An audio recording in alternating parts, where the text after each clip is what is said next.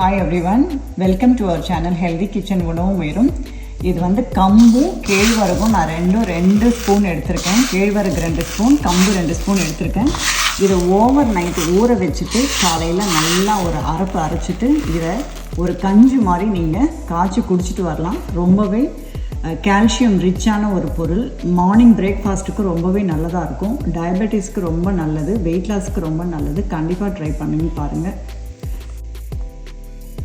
இந்த கேழ்வரகும் கம்பு நாட்டு கம்பு எடுத்திருக்கேன். கேழ்வரகுமே வந்து இயற்கை உரத்தில் விளைஞ்சது.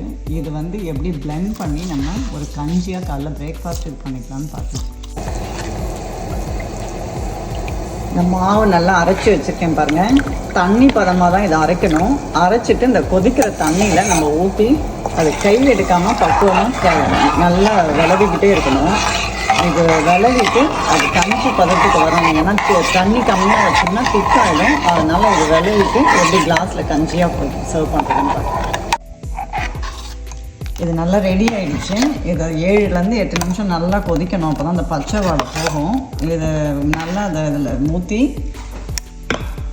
இந்த மாதிரி காலையில் ஒரு பிரேக்ஃபாஸ்ட்டாக சாப்பிட்றது ரொம்பவே நல்லதாக இருக்கும். சிறுதானியங்களில் சிறந்தது இந்த ராகியும் கம்பும். ஈஸியாக செரிமானம் ஆகக்கூடியது. Calcium, magnesium, iron, dietary fibre எல்லாமே ரிச்சாக இருக்கக்கூடியது. இது வந்து நான் வந்து நீங்கள் நாட்டு சக்கரை சேர்த்து சாப்பிட்லாம். நான் வந்து முருங்கை உப்பு வீட்டில் பண்ண முருங்கை உப்பு நான் வந்து கொஞ்சமாக இதில் ஆட் பண்ணிவிட்டு மிக்ஸ் பண்ணி சாப்பிட வேண்டியதுதான். இந்த மாதிரி ட்ரை பண்ணி பாருங்கள். வீட்டில் ட்ரை பண்ணி பார்த்துட்டு உங்களுக்கு வீடியோ பிடிச்சிருந்தால் லைக் பண்ணுங்கள், உங்கள் ஃப்ரெண்ட்ஸுங்களுக்கு ஷேர் பண்ணுங்கள், நம்ம சேனலை சப்ஸ்கிரைப் பண்ணுங்கள். வேறு ஒரு ஆரோக்கியமான உணவோடு உங்கள்கிட்ட திரும்பியும் நான் வீடியோவில் பேசுகிறேன். தேங்க்யூ.